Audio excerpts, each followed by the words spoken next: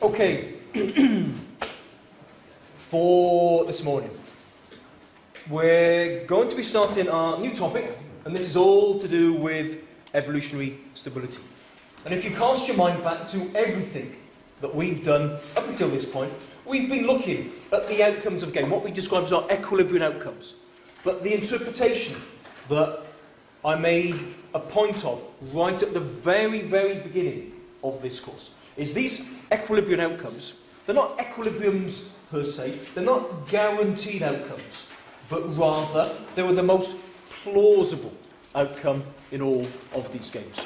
Well, the way in which we described these plausible outcomes was essentially to do with a Nash equilibrium, or refinements upon this concept of a Nash equilibrium. And for what we've done until this point, that's been absolutely fine. But now, I want to switch the focus ever so slightly. And I want to ask the question, to what extent will these Nash equilibrium outcomes, or refinements upon these Nash equilibrium outcomes that we've seen, to what extent will they persist over time? Now, if nothing changes, well, of course they're going to persist over time. So there's a subtlety that I want to introduce here. What happens if there is some sort of exogenous shock? Something happens. Will that knock us away from our equilibrium outcome? Now, you would have studied economics for a number of years, and the idea of an equilibrium outcome, what is it? It's an outcome towards which we will gravitate if we're not already there. And it's an outcome that will stay at, that there is no incentive to move away, that we won't be pushed away from it. And that's what I mean by that last point here. To what extent do these persist over time? If there is an exogenous shock, and later on I'll tell you what this exogenous shock might be. But if there is some external factor, if that external factor changes, will that knock us away from our equilibrium? Will we move away from it, never to return? That's the interpretation that I want you to adopt when we look at this idea of evolutionary stability. The extent to which a Nash equilibrium outcome will persist over time. Now, in terms of the context within which I'm going to present this today, I want you also to think of what a Nash equilibrium outcome is. It means that the players are adopting strategies. Well, what do we know about the strategies in a Nash equilibrium? That they are optimal. And that's the whole point about a Nash equilibrium outcome, that the players are choosing a strategy that is optimal. Well, think about what Charles Darwin might have said. This idea of the survival of the fittest. That animals adopt strategies that are a best response to the environment. And over time, it's only those animals, those organisms, who adopt optimal strategies that survive. So given what I've said here, hopefully you can now start drawing these ideas together. That I started off by saying, look, we're going to be looking at Nash equilibrium outcomes. I've introduced this idea of outcomes or strategies that are optimal responses persisting over time. Well, the whole idea of evolutionary stability, it can be related to economics, but in exactly the same way, it can also be related to biology and evolutionary biology. And that's why I dropped that reference to Charles Darwin in. And conceptually, it will be easier to frame our discussion today, not so much for me to explain it, but in terms of you understanding it. So it will be easier to frame our overall discussion today in terms of biology and evolutionary biology in particular. Now go back to that. It's okay, sorry, it's okay. So go back to that phrase, that concept, that Darwinian survival of the fittest. What does that suggest then? It suggests that those animals, those organisms who exhibit characteristics, traits, do certain things that are a best response to an environment, will eventually overwhelm those adherents, those organisms, who do not adopt strategies, who do not exhibit strategies or behavioural traits that are not a best response to the environment. So if you exhibit these optimal strategies, these optimal traits, you will survive and prosper at the expense of those who don't. And in this way, you think, well, how does this come to be? Well, in biology, how do organisms who exhibit certain behavioural traits, traits that are a best response to the environment in which they find themselves, how do they persist over time? Well, those animals themselves don't persist over time, but their offspring do, and the offspring of their offspring do. And this is the way in which behavioural traits are transmitted in a biological setting. Animals or adherent organisms who exhibit certain behavioural traits that are a best response to the environment within which they find themselves have a greater chance of survival. And they will pass on their genetic DNA, they will pass on these behavioural traits with a strong probability to their offspring. And that's how we get this persistence. But if you think about this biological setting, this is quite a long and drawn out process. This will take a number of generations for these behavioural traits or these strategies, modes of behaviour to become embedded. So, with that in mind, what does it suggest? Well, it suggests that optimal strategies will persist over time. That's what we mean by evolutionary stability. But we've also said that optimal strategies are what are required for Nash equilibrium outcomes. So you can see these two concepts of strategies that persist over time, evolutionary stable strategies, are inherently related in some way to a Nash equilibrium outcome. And that is going to be one of the key points that I'm going to tease out today. We've talked about Nash equilibrium outcomes. I've thrown lots and lots of discussion at you now about strategies that persist over time and why they might persist over time. But what is the relationship between these evolutionarily stable strategies, those ones that persist over time, and the Nash equilibrium outcomes that we've already seen up until this point? So that's going to be one of the key features of what we're going to do. Well, I did say that the way in which I'm going to frame this lecture, in order to make it conceptually easier for you, is in terms of evolutionary biology. And so we're going to talk about animals. But if you think about animals, animals aren't like humans. When we've looked at a Nash equilibrium before, we've described it as a process of players choosing optimal strategies. Well, lower animals don't behave in the same way. Lower animals would have an instinctive way to behave. They would have behavioural traits. And they will naturally exhibit these behavioural traits. So they're not going to be choosing over strategies in the same way as higher level animals or humans would do. So the interpretation is subtly different. Animals will be pre-programmed to adopt a certain mode of behaviour. So that's the idea that we're going to pick up on in lecture 10. I'm bringing it all back round to that Darwinian survival of the fittest. What does it mean? It means that animals who exhibit certain behavioural traits, have certain instincts, naturally, they're not choosing what to do, it's just what they do naturally, what they're pre-programmed to do. Those instincts that are the best response to the environment will persist over time. But again, I've mentioned these words again. Best response. You can see, previously I mentioned optimal strategies. It's all pointing to that exact same thing. There's an inherent link between these outcomes that persist over time and Nash equilibrium. That's what we're going to be teasing out today. But before we do that, I just want to throw some very, I'm not going to get you to get your phones out and use Kahoot, although I can see some of you have got your phones out already. But what I want to do, who's this guy? Fairly straightforward.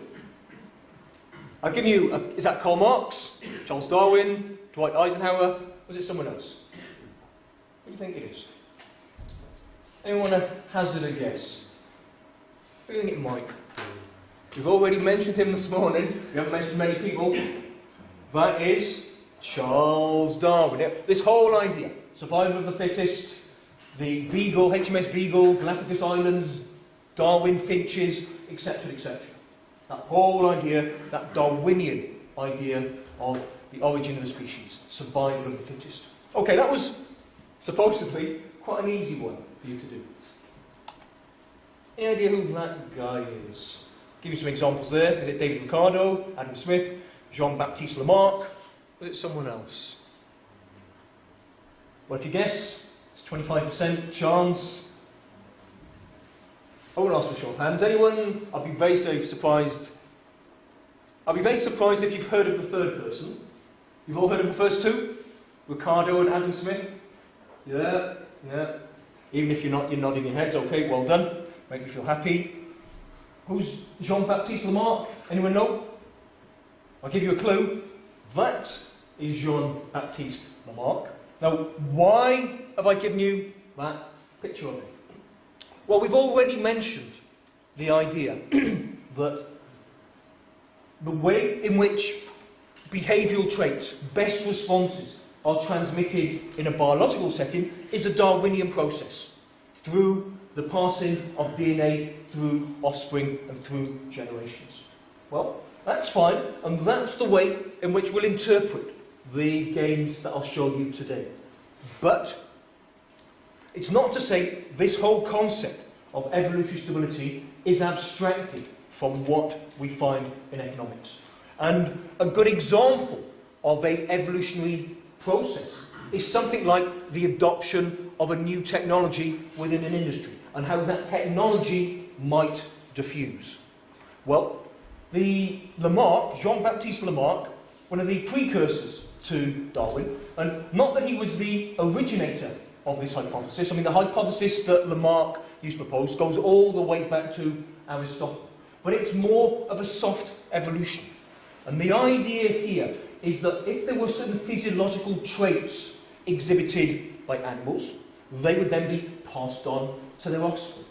So, for example, if your father was a bodybuilder and he built up great big huge muscles, well, his offspring would also have large muscles. Well, that's not quite the way. It's a subtle difference here between what Darwin would say and what Lamarck would say. This Lamarckian process is to do with physiological changes. It's to do with mimicking and copying. Well, the diffusion of new technology in an industry is a perfect example, a perfect economic example of an evolutionary process. If a certain technology or management style exhibits some sort of edge in the market, what will other firms do? They will copy and they will mimic. They will adopt that technology or that management style. And hence, that will confer some sort of advantage. And this advantage will then be spread across the industry. But you can see how this Lamarckian process, this copying and mimicking, is a much more rapid process.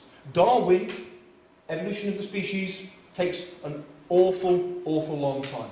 Well, a Lamarckian process, based upon mimicking or physiological changes, is much more rapid.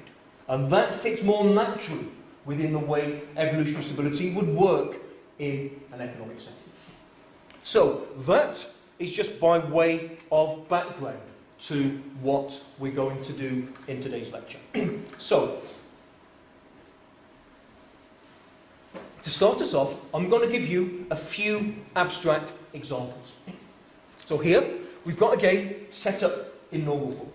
So this is a game played between two organisms. So these are player 1 and player 2. Now these organisms, these players, can do one of two things. We're going to look at a situation where these two organisms meet, and when they meet, they are pre-programmed to do one of two things.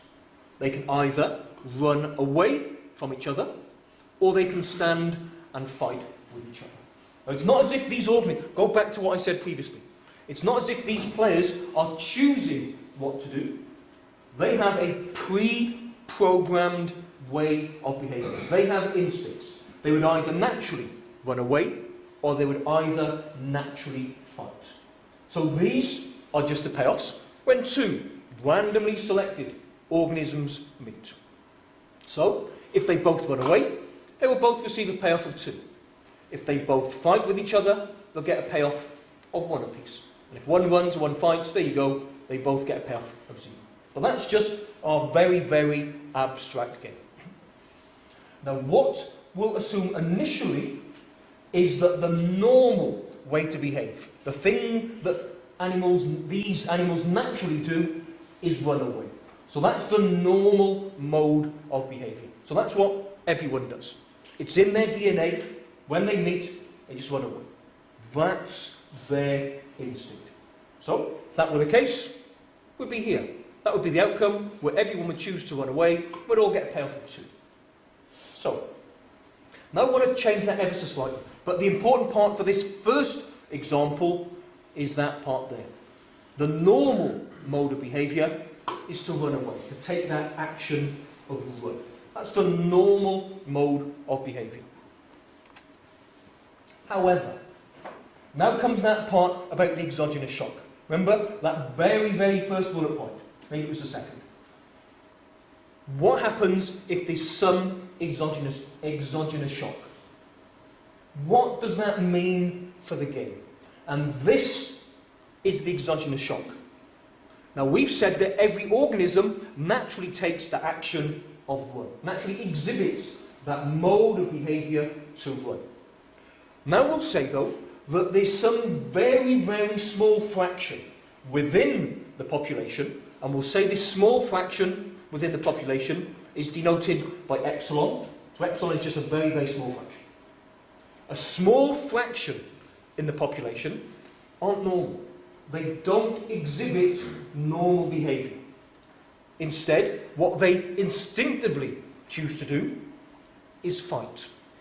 So the vast, vast majority of the population will do what they're supposed to do. Will do what all of these organisms naturally do. They just run. But now, there's this mutant behaviour. This small fraction who, for some reason, choose to fight when they meet. They exhibit that mode of behaviour. So, what does that mean?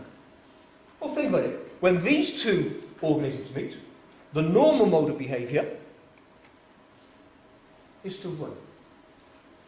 The mutant mode of behaviour is to fight. So think about it. If you were a normal organism, or if we had a normal organism, how often would that meet another normal organism? That is, another animal who exhibited that normal mode of behaviour. Well, if you've got the entire population of 1, well, if you take away that small fraction of mutants, that is the normal population. Assuming that we've got a large enough population, if epsilon is the fraction of non-normal behaviour, if that's the fraction of mutant behaviour, the proportion of normal organisms in the population will be 1 minus epsilon. And so that will give us the chances of a normal organism meeting another normal organism. But this normal organism will also meet a mutant with a probability of epsilon. Epsilon is our fraction of mutants within the population. So that will describe the probability of meeting such a mutant. So that then sets up these probabilities. Epsilon and 1 minus epsilon. And if you look back to the normal form, I've now just appended these over those modes of behaviour here. So we said that running to run was the normal mode of behaviour. So run here, that's the normal mode of behaviour. So to what extent will a normal organism meet another normal organism? That's where the probability of 1 minus epsilon. Probability of 1 minus epsilon. To what extent will that normal organism meet a mutant? With a probability of epsilon. So that's fighting with a probability of epsilon. And we can just extend that to player 1 as well. If player 2 is normal, the chances of meeting another normal organism is 1 minus epsilon. The chances of that normal organism meeting a mutant is epsilon. So, in a similar sort of way that we looked at mixed strategies, and we said, well, what's the probability of your fellow player behaving in a certain way? We've just adopted a similar sort of approach here. But it's driven on the basis of that small fraction of mutant behaviour within the population. And that allows us to set our game up like this. So that's the starting point. And given that starting point, and given the discussion I've given you at the outset of this lecture, we're now not going to adopt an awful lot different in terms of that game theoretic toolkit. We're not going to do anything different than what we've done before. Just going to put slightly different interpretations upon it. So, that's a normal organism. What can we say? Well, we can say now something about the expected payoff to that normal mode of behaviour. So, what does that mean? Well, let's just take player 1 as our example. It's going to be exactly the same for player 2 as well. So let's say for player 1, this is the normal mode of behaviour. So if player 1 is a normal organism, it will choose to run. And if it chooses to run, it's either going to get a pair of 2, or it's going to get a pair of 0. It will get a pair of 2 when it meets another normal organism, and it will do that with a probability of 1 minus epsilon.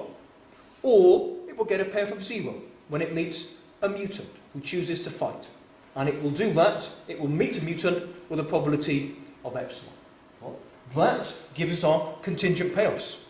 That gives us all the information we need to identify the expected payoff for this normal mode of behaviour. So, the expected payoff is 2 with a probability of 1 minus epsilon, plus 0 with a probability of epsilon. So there you go, 2 with a probability of 1 minus epsilon, 0 with a probability of epsilon. Work it out, and that gives you the expected payoff to normal behaviour is 2, 1 minus epsilon. And now all we're going to do is calculate the expected payoff for a mutant. That is one of these organisms who exhibits that non-normal behaviour, who chooses not to run, but rather to fight. So, this mutant will receive either a pair of 0 with a probability of 1 minus epsilon when it meets a normal organism, or it will receive a pair of 1 when it meets another mutant. And it will do that with a probability of epsilon. And so, the expected payoff is 0, as we've said, with a probability of 1 minus epsilon, plus 1 with a probability of epsilon.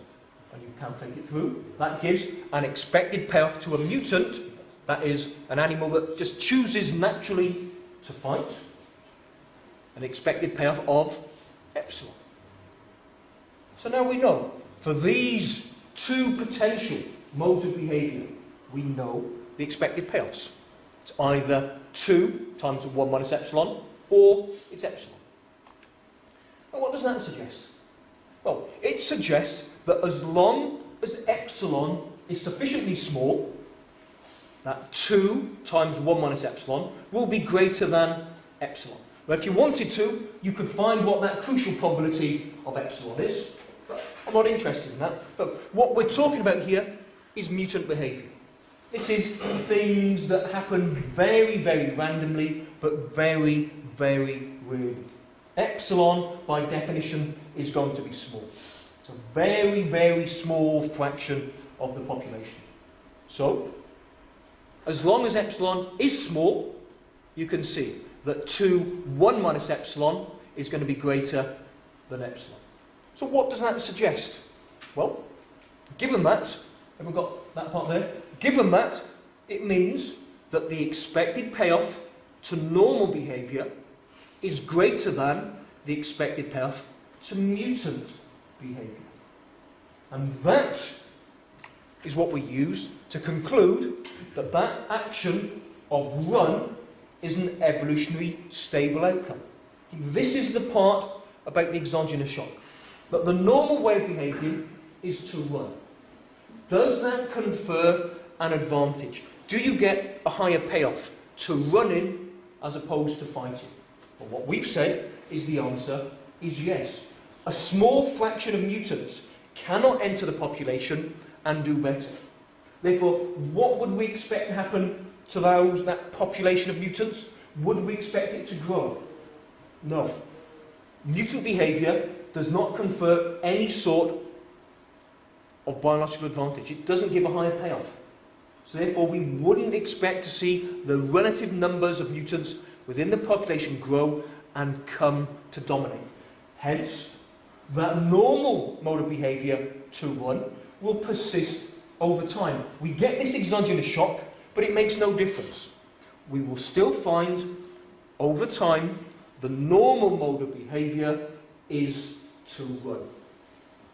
Hence, we conclude that the action of run is an evolutionary stable strategy. It would persist over time. So, now I've taken quite a while to set up that initial example, and it pulls in the toolkit that we've used before. Well, we're just going to build upon this idea here. And so, as the lecture unfolds now, I'm just going to go a little bit more quickly. Spent lots and lots of time doing that, nice and slowly. Hopefully, you understand now the basic principles. I'm going to go a little bit quicker for the examples that follow. So, that's that first part. Given that abstract game, the action of run is an evolutionary stable strategy. Okay. Exactly the same game, but now we're going to say that the normal course of action isn't to run, but rather it's to fight. And we'll say that the mutant behaviour is when an organism chooses to run. But now the normal course of action is to fight. And we want to ask ourselves the exact same question. Is that an evolutionary stable mode of behaviour? So, what does it mean? Well, let's just append the probabilities as before. So, the normal mode of behaviour is to fight. So, a normal organism will meet another normal organism with a probability of 1 minus epsilon. So therefore, I've just appended these two there. And by extension, the chances of a normal organism meeting a mutant is epsilon. And mutant behaviour now is to run. So I'll put epsilon there next to the strategy of run. So compared to the previous example, these probabilities, if you look back to what we did previously, they've just been switched away. And that's the difference in this game. Fight is now the normal mode of behaviour. So, let's do exactly the same. What's the expected payoff for a normal organism? Well, normal behaviour is to fight. You either receive, we'll do it for player 1 again as our exemplar. If you choose to fight, you either get a payoff of 0 with a probability of epsilon, or you get a payoff of 1 with a probability of 1 minus epsilon. So there you go, 0 with a probability of epsilon, plus 1 with a probability of 1 minus epsilon. Work it out, and there you go. That's the expected payoff, 1 minus epsilon to normal behaviour.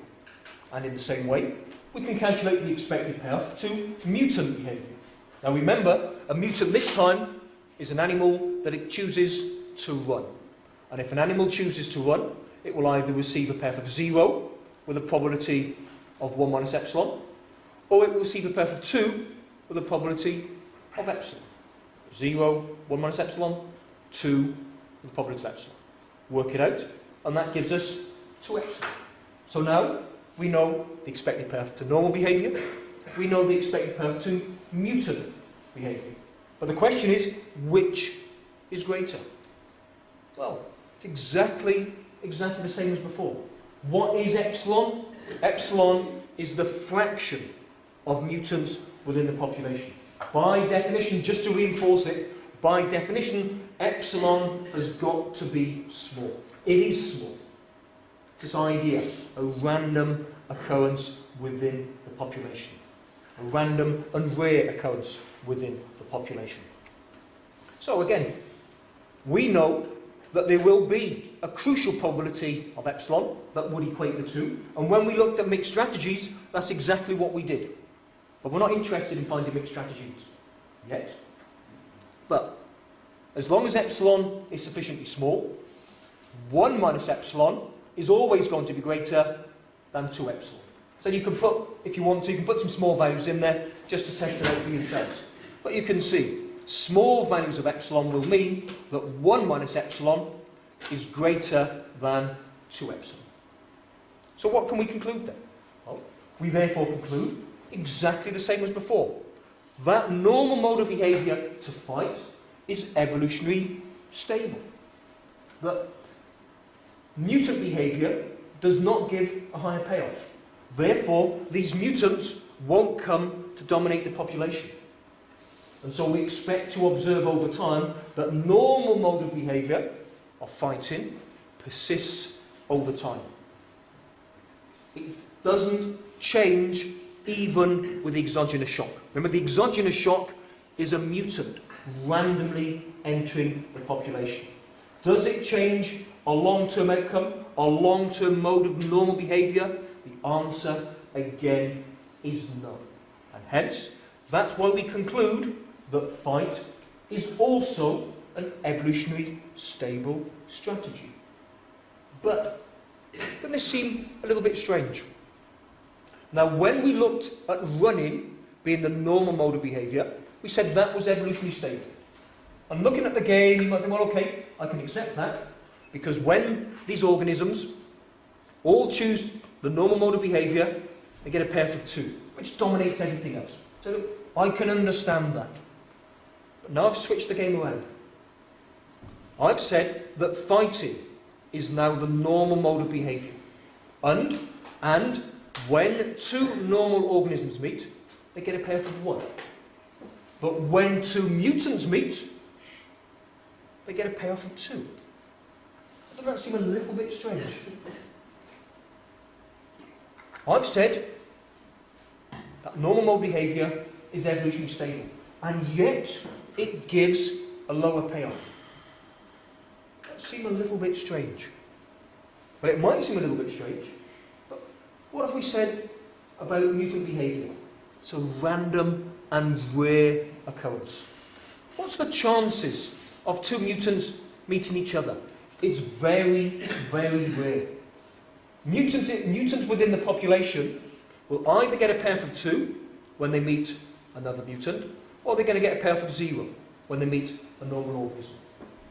But if mutants are very rare, what is the chance of it meeting another mutant and getting that higher payoff of 2? The answer is very, very low. It's much more likely to get the payoff of 0. And hence, all of those factors together. In this example, we again conclude that fight is an evolutionarily stable outcome. So that's an evolutionarily stable strategy. So that abstract game I gave you, both modes of behaviour, to run or to fight, are evolutionarily stable strategies. Okay. Change it ever so slightly for our second abstract example. The only thing that's changed is down in this bottom right-hand corner here. Exactly the same interpretation. You can either run or fight. One or other is going to be our normal mode of behaviour. Other is going to be our mutant behaviour. So the only change, rather than having 1, 1 in the bottom right-hand corner, we're now changing this to 0, 0. And then we're going to go through exactly the same procedure. To what extent are either modes of behaviour evolutionarily stable? Well, I'm not going to give you all of the details. I'll let you fill these in for yourselves. Okay? You've got the toolkit now, and we've already done it in that first example. But I'll cut to the chase of what these are. If we said initially that the normal mode of behaviour was to run, and we looked at the expected payoffs from normal behaviour and the expected payoff from mutant behaviour, we'd conclude that a normal organism would receive a payoff of 2 minus 2 epsilon. That's the expected payoff to running. If running is the normal mode of behaviour. However, a mutant that chooses not to run but rather to fight gets what payoff? It's always 0. Doesn't matter who its opponent is, it always receives a payoff of 0. So, what does that mean? It doesn't matter what value of epsilon we choose, as long as epsilon isn't 1. 2 minus 2 epsilon, the payoff to normal behaviour, is always going to be greater than 0, the payoff to mutant behaviour. And, for that reason, we conclude that the action of running is evolutionarily stable. If that's the normal mode of behaviour, it will always confer an advantage. Mutants can't enter the population and get a higher payoff. Hence, that exogenous shock won't do anything. We'll always find that to run will persist over time. It will remain the normal mode of behaviour. So we conclude that running is evolutionarily stable.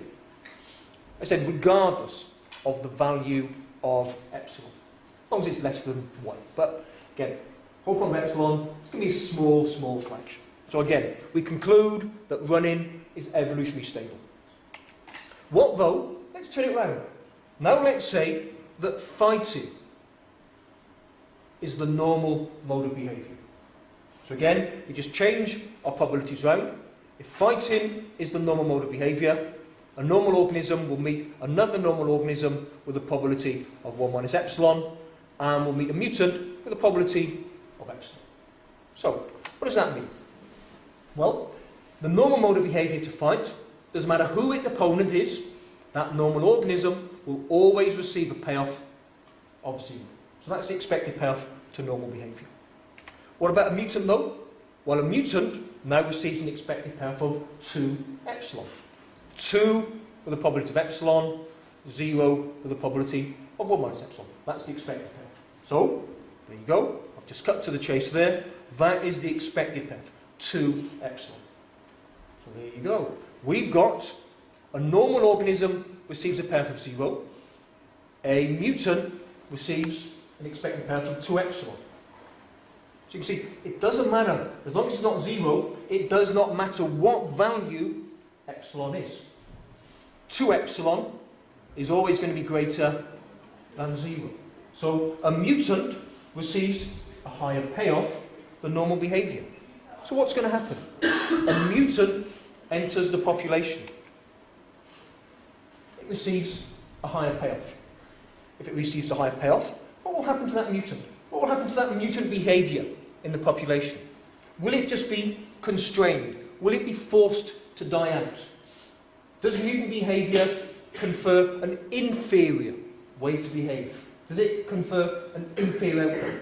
Well, no. This mutant behaviour gives some sort of advantage. You get a higher payoff.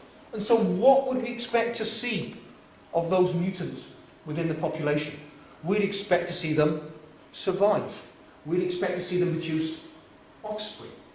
And hence, the numbers of mutants within the population would grow.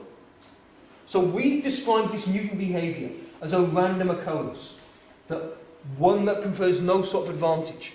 And if it does occur, we'll quickly see it die away again. But in this example, what have we said?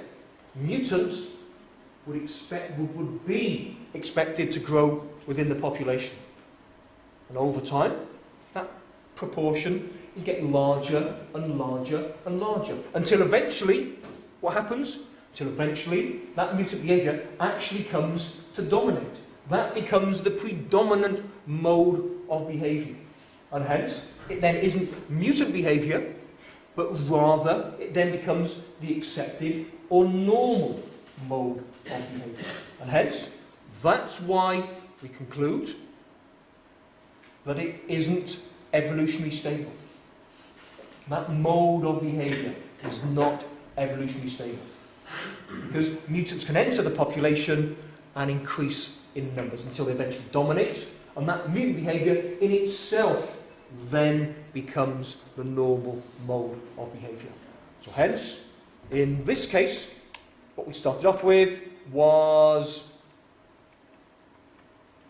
well, we concluded that to fight is not evolutionarily stable.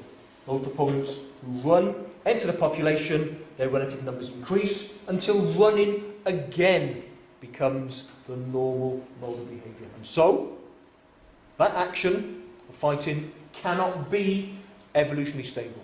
That exogenous shock moves us away from that particular mode of behaviour.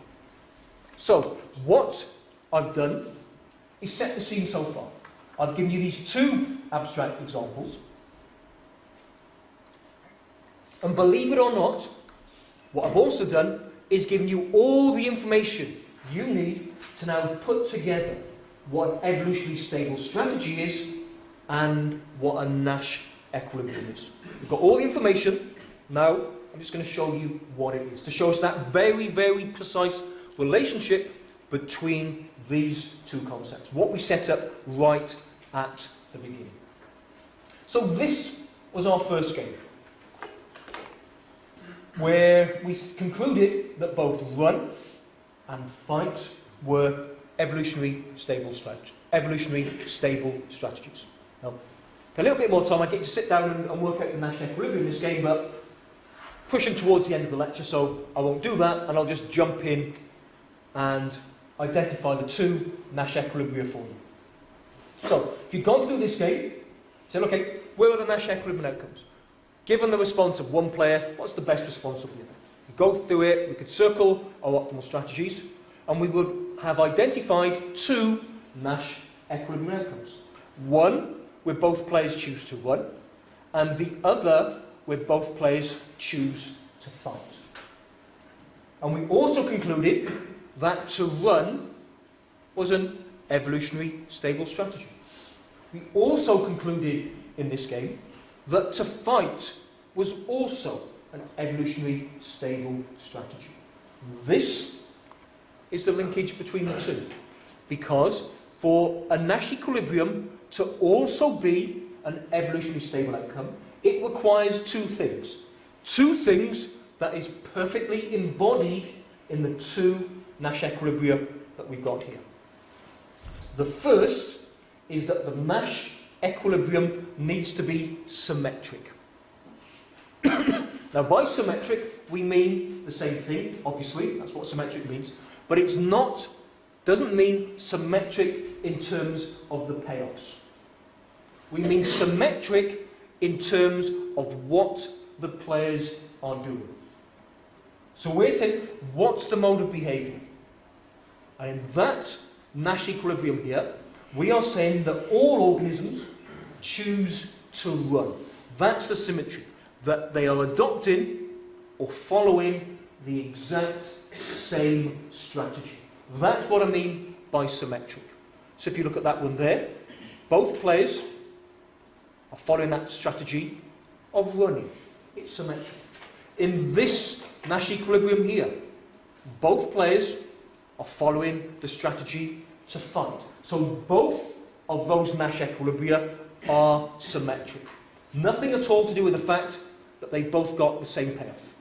So for example, you could look at that outcome there, where both players have a payoff of 0. Is that a symmetric outcome? Forget the fact it's not a Nash equilibrium. Is that a symmetric outcome? That is not symmetric because one player is choosing to fight and the other is choosing to run. It's not symmetric. That Nash equilibrium there is symmetric. That Nash equilibrium there is also symmetric. And that's the first requirement for Nash equilibrium to also be an evolutionary stable outcome. The Nash equilibrium needs to be symmetric. The second, though, is that these Nash equilibria also need to be strict. We did this a number of weeks ago, and we teased out the distinction between a strict and a non-strict Nash equilibrium. What's required for the concept of a Nash equilibrium is that none of the players within the game have an incentive to deviate. That means they cannot be made better off if they do something else. But we did draw out a subtle difference here. What does it mean by have no incentive to deviate? Well, if you're worse off, if you deviate, you're worse off, that means you have no incentive. But you could deviate and have the same payoff. Again, there's no incentive to deviate. And that is what we said happened with a non-strict Nash equilibrium. Here, though, both of these Nash equilibria are strict. Either player deviates, they are worse off. So, for example, that Nash equilibrium there, if player 1 chooses to deviate, his payoff goes from 2 to 0. He's worse off. If player 2 chooses to deviate, he goes from 2 to 0. He's worse off. That is a strict Nash equilibrium. And in exactly the same way here, if player 1 chooses something different, his payoff goes from 1 to 0. He's worse off. If player 2 chooses to deviate, his payoff goes from 1 to 0. Again, he is worse off. So that is a strict Nash equilibrium. So both of those Nash equilibrium outcomes in that first abstract game we saw are symmetric and they are strict. And when we fulfill those two requirements, that is what is needed to have an evolutionary stable outcome. And that is what we concluded previously. However, what about that second abstract game that we looked at? Again, we could go through and we could identify the Nash equilibrium outcomes. We could put the circles around the optimal strategies. And if we did that, we would again conclude that there are two Nash equilibrium outcomes.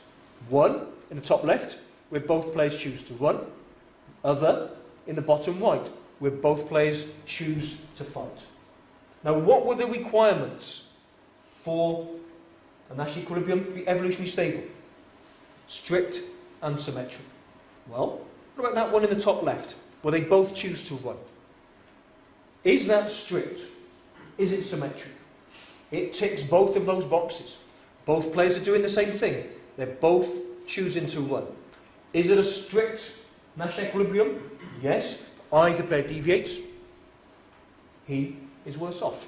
Player 1 goes from 2 to 0, worse off. No incentive to deviate. Player 2 chooses to deviate, 2 to 0, worse off. No incentive to deviate.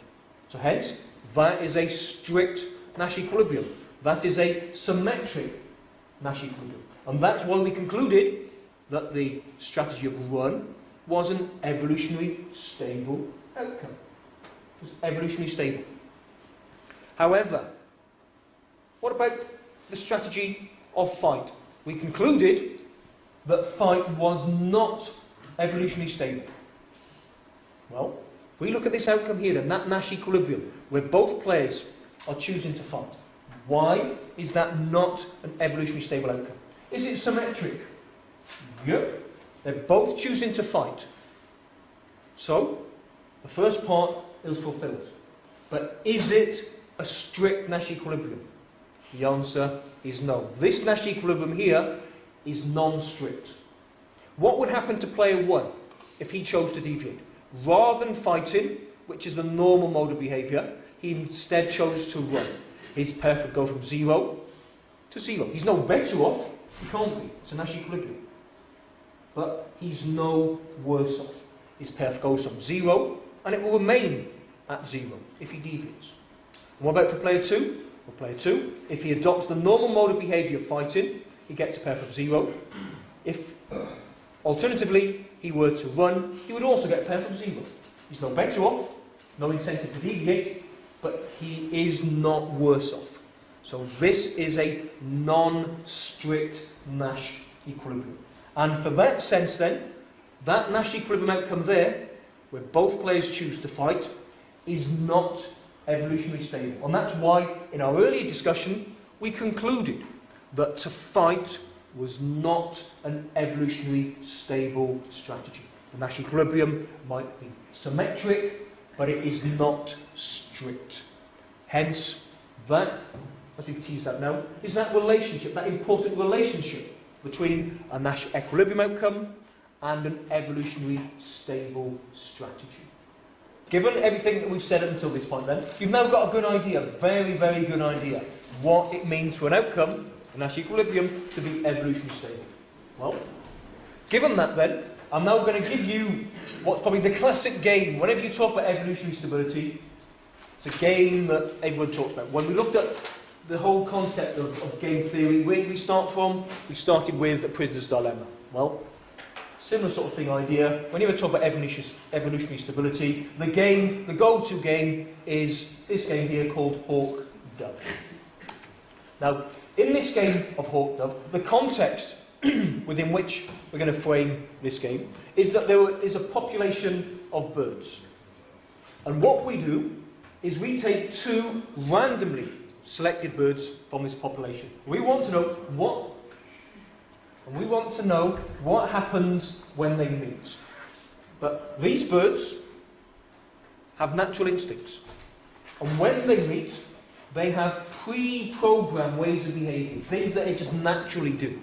And there are one of two modes of behaviour that they naturally exhibit. Not that they choose, but they naturally exhibit.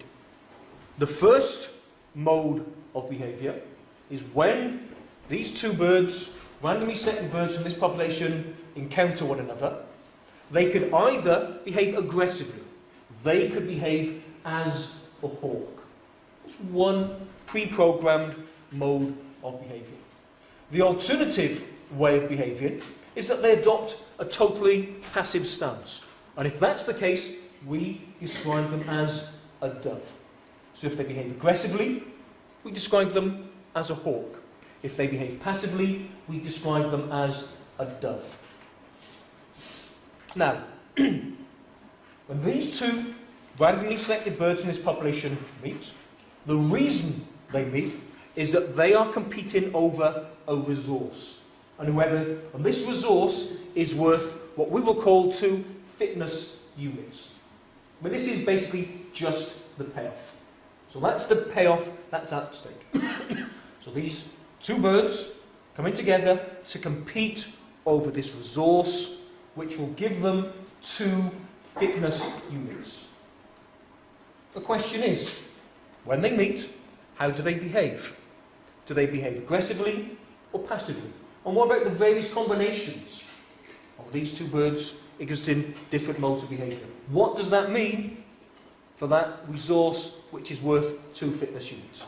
Well, if both of the birds, when they meet, behave aggressively, that means they will fight. They will actively compete with each other for this resource. Now, someone's going to get that resource. The victor in this fight will get the resource. And they will have that resource worth 2 fitness units. But there will also be a loser in this battle. And this loser will be injured and will get a payoff of -4 fitness units. So if they win, they're going to get the payoff of +2. But if they lose, they're going to get payoff of -4. So what does that mean, the expected payoff? When both birds behave aggressively, what does that mean the expected payoffs are going to be? Well, the expected payoff is -1. Both behave aggressively. You either get a payoff of 2 or you get a payoff of -4.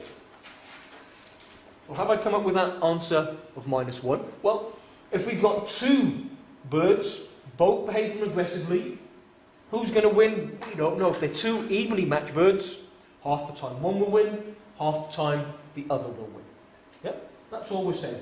So, you'll get a payoff of 2. That is, you will win with a probability of a half and get a payoff of 2. Or you will lose and get a payoff of 4. And again, you will do that half of the time. So half of the time the bird will win, half of the time the bird will lose. If it wins, it gets a payoff of 2.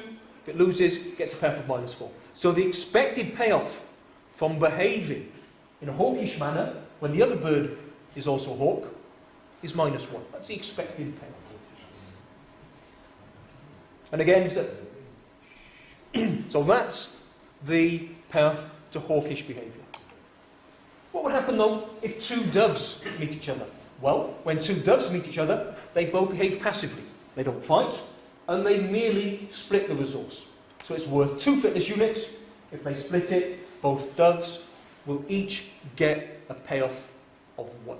So that's when they both behave passively, as doves. Receive a payoff of 1.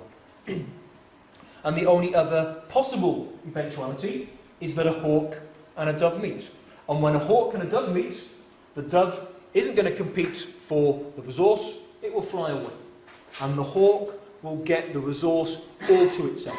So the hawk will get the payoff of +2, the dove gets a payoff of 0. It doesn't become involved in a fight, it doesn't receive any negative payoff, it just loses. So it gets a payoff of 0. And so that sets up our game of hawk-dove.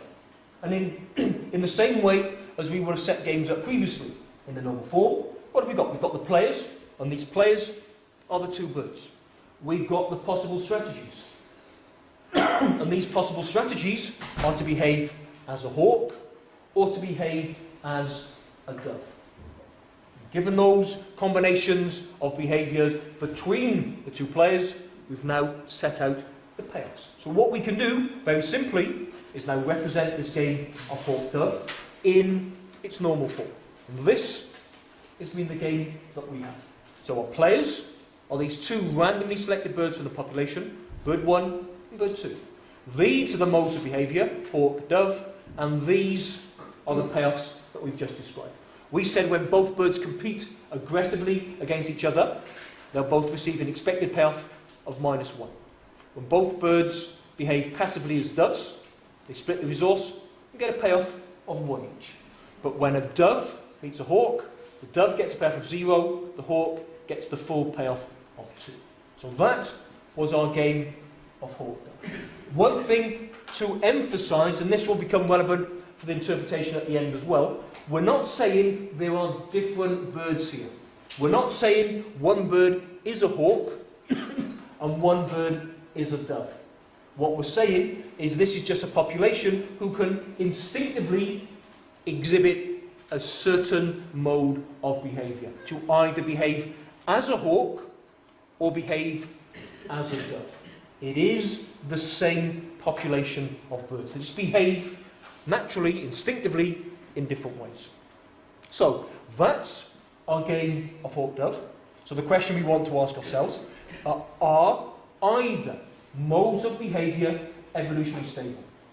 Is to behave as a hawk an evolutionarily stable outcome? Is to behave as a dove an evolutionary stable outcome?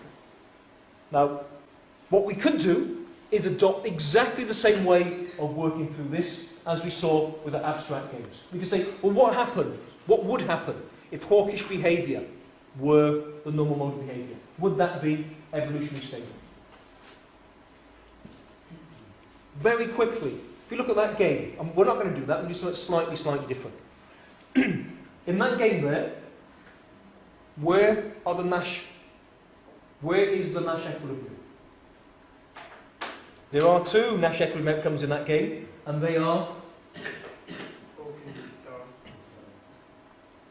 Yeah, there you go. If you work through it, you all did it. Yep, that is a Nash equilibrium outcome, and that is a Nash equilibrium outcome.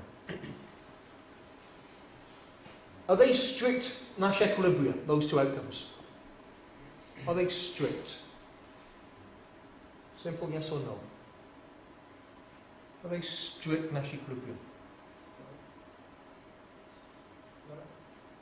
Try again. Yep, both of those are strict Nash equilibrium. If you deviated, for example, from this one here, player 1, bird 1 gets to 0, goes to -1, is worse off. Player 2 goes from 2 to 1, is worse off. So that is a strict Nash equilibrium. Both of those are strict Nash equilibrium. So what was required for it to be an evolutionary stable outcome? That it needed to be strict and symmetric. Is that symmetric? Are both of the birds doing the same thing? No. There's going to be an inherent problem in this game of hawk-dove, because the Nash equilibrium outcomes that we identify might be strict, but they're not symmetric. So things are going to change. Things are going to change from what we saw previously. But with that context, let's answer that question. Are either modes of behaviour evolutionary stable outcomes? Well, we could work through the algebra and put that epsilon in and look at the expected payoffs. Let's just argue through it intuitively. Let's say we're looking for evolutionary stable outcomes.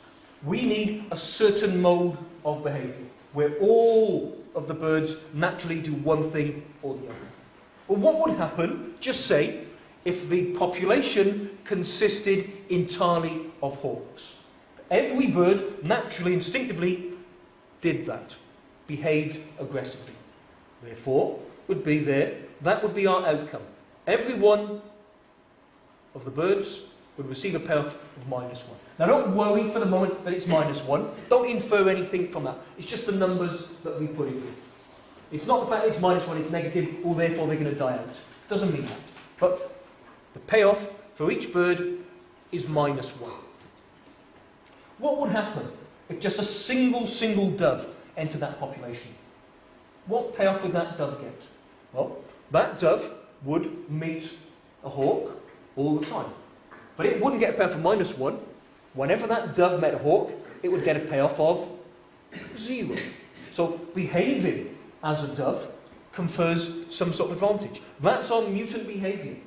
That's one of these birds exhibiting a non-normal mode of behaviour.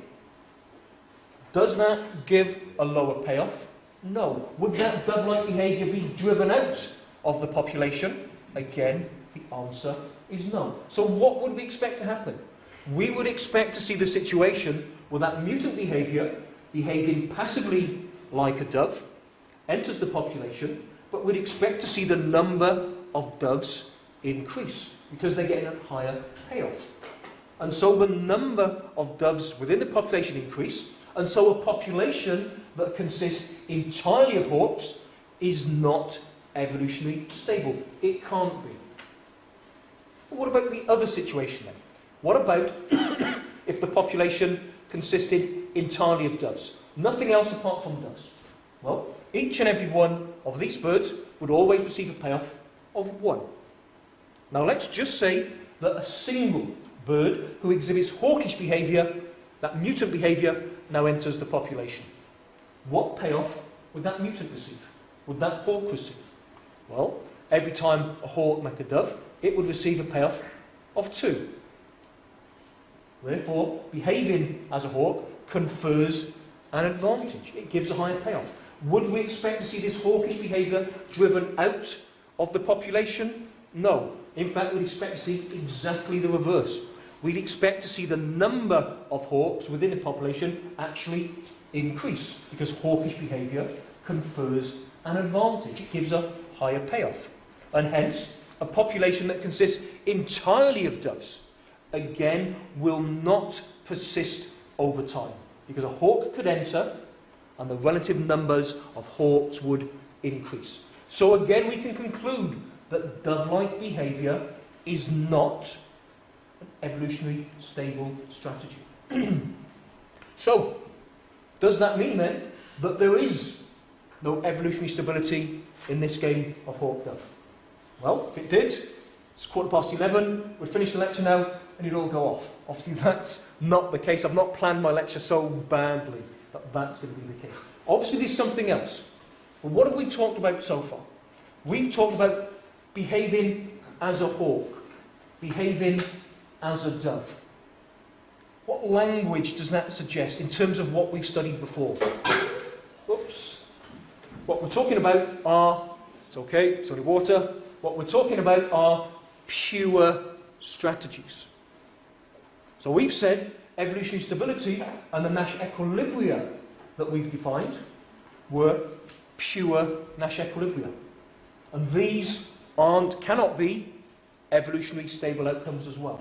So if it doesn't lie, evolutionary stability doesn't lie in pure strategies, where must it lie?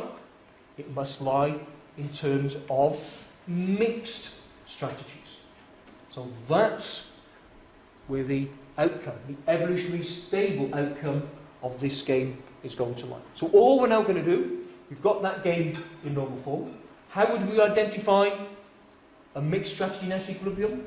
Remember what we've done before? We look at the expected payoffs. We equate these expected payoffs to find that crucial probability. That's all we're going to do from this point onwards. Because evolutionary stability does not lie in pure strategies. The Nash equilibrium isn't in pure strategies. And the descriptors that I've also used so far. Does a population consist entirely of hawks? Well, that's all that players do. Is that where evolutionary stability lies? Intuitively, we've answered through, that's not the case. Does it lie in all hawks in the population being doves? Again, we've answered that intuitively, because the answer was no. So it lies somewhere else.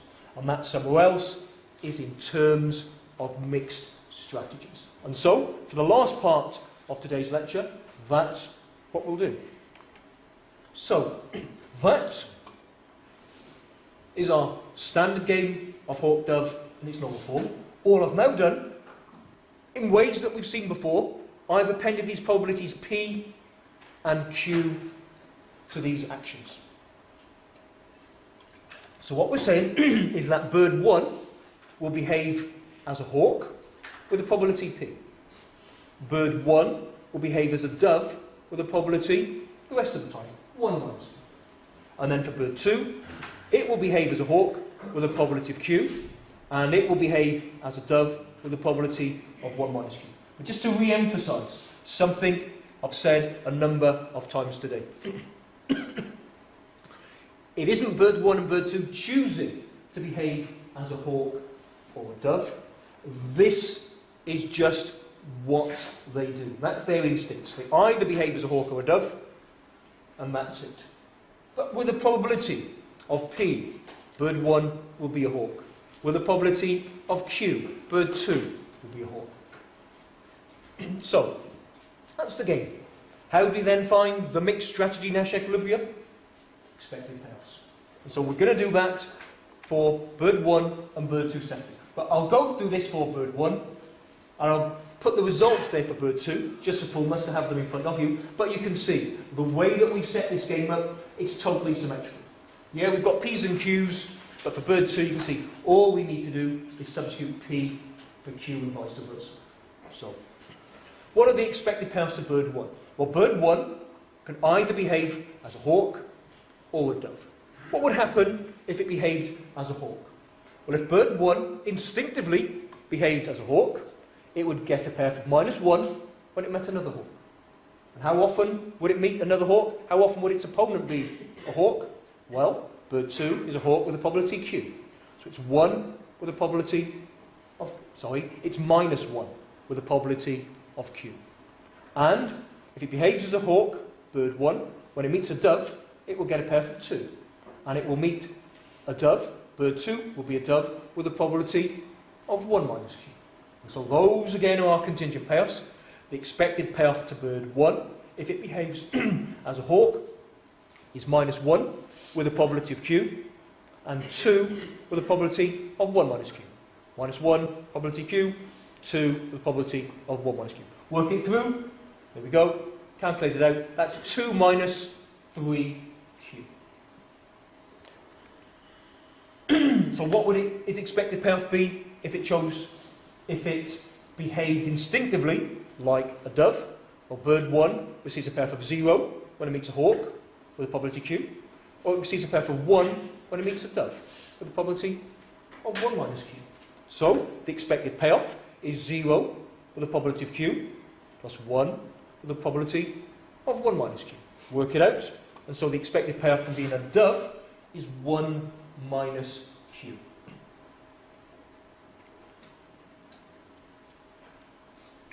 So those are the expected payoffs. Now what was the next step? We want to find when will the payoff to either mode of behaviour be the same. Well, just equate these expected payoffs. So 2 minus 3Q was the expected payoff to be in a hawk. 1 minus Q was the expected payoff to be in a dove. So the expected payoff to both modes of behaviour is the same when those two are equated. And if you calculate that through, work it out, what's the value of Q that equates those two? Simple bit of algebra, Q equals 1/2. Just think about, what is the interpretation of this? This means, for bird 1, both modes of behaviour, to behave as a hawk or to behave as a dove, will give exactly the same payoff when Q equals 1/2. And what does Q equal 1/2 mean? Q equals 1/2 means the probability of its opponent being a hawk is 1/2. And by extension, the probability of its opponent being a dove, 1 minus 1/2, is also 1/2. So that's the interpretation here. Neither mode of behaviour confers any sort of advantage when bird 1 meets its opponent, who's hawkish or dove-like, with a probability of 1/2. That's what we mean by that outcome there. So that's it for bird 1. We could do exactly the same for bird 2. And as I said, this game is just totally symmetrical. All we're now putting in are values of P as opposed to values of Q. For bird 2, what determines its payoffs are not the probability with which it acts. For bird 2, what matters is the probability with which its opponent behaves as a hawk of a dove, or a dove. Hence, it's all inferred in terms of P. So, very quickly, bird 2 is a hawk, either -1 or 2. -1, the probability of P. 2, the probability of 1 minus P. Work it through, that gives you 2 minus 3. Bird 2, if it behaves as a dove, either gets a payoff of 0, with the probability of P, or 1, with the probability of 1 minus P. There you go, work it through, and that's the expected payoff. Equate them, it's exactly the same. For bird 2, it will receive exactly the same payoff to either mode of behaviour when its opponent is a hawk with a probability of 1/2. Again, it's exactly the same. It's a symmetrical game. Of course, it's going to be the same. So if you work this through in an exam, you've got different answers. Given the symmetry of this game, it should get the alarm bells ringing that actually maybe I've done something wrong. Maybe it's time just to check your algebra. So that's what we found here.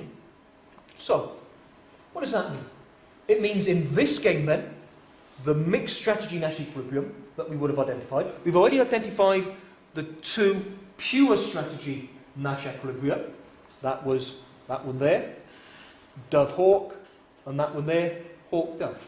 So those are the 2 pure strategy Nash equilibria, but we've also got a 3rd mixed strategy Nash equilibrium. And that is where both birds adopt or are playing the mixed strategy half-half. That is, they are behaving as a hawk with a probability of 1/2, and they are behaving as a dove with a probability of 1/2. Remember a point, not just I made in lectures, but I've also been at pains to point out in seminars, what is a mixed strategy? It's that probability distribution over some or all of a player's available pure strategies. So what does a probability distribution need to sum to? 1. So bird 1 would play that mixed strategy, half-half. Bird 2 would also play that mixed strategy of half-half. Now comes the interpretation part. Is it the case that we've got these birds choosing, should I behave as a hawk? Should I behave as a dove? Do I randomise what I do? Because essentially the outcome here is the same sort of outcome that we found in that game of matching pennies, where Bill and Ben choose heads or tails.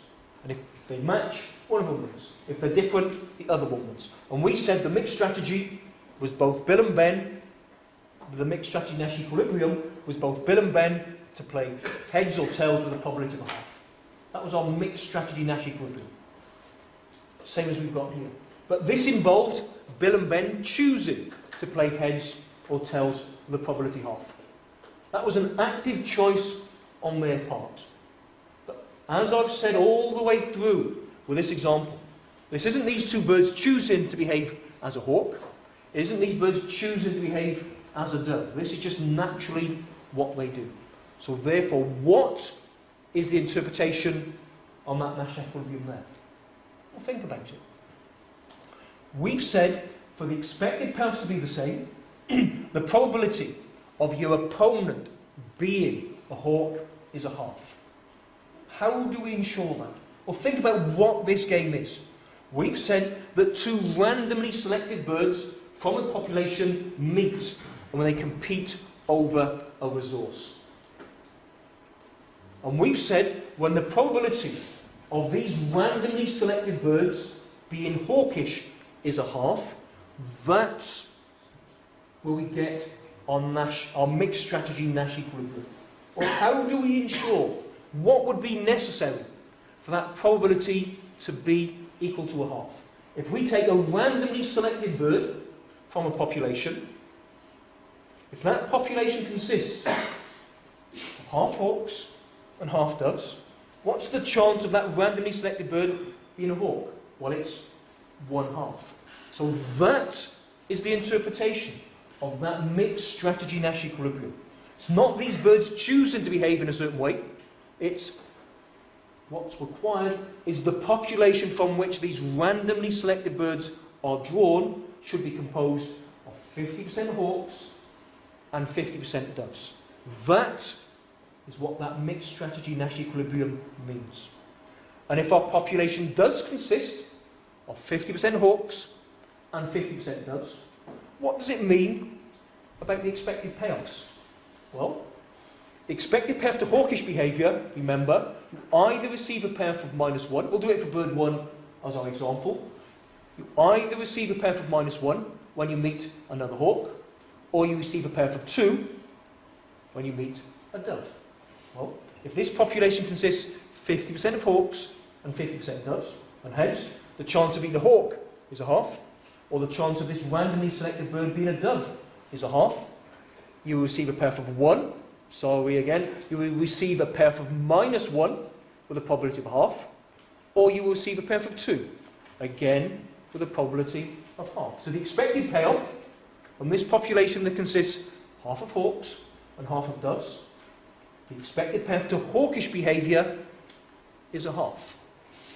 And what's the expected payoff to dove-like behaviour? Well, a dove, when it meets a hawk, gets a payoff of 0. When a dove meets another dove, gets a payoff of 1. Well, again, from this randomly selected population that's got 50% hawks, 50% doves, you get 0 half of the time, or you get 1 half of the time. And hence, the expected payoff is 0.5. So what does that mean? Does either mode of behaviour confer any sort of advantage? No. Therefore, would we expect to see the relative numbers of hawks or doves within the population change? Again, the answer is no. And that is why we conclude that that Nash equilibrium here, in mixed strategies, where the population is 50% hawks and 50% doves, is evolutionary stable. Now what would happen, just to throw something for the last part for today then, just throw something at you.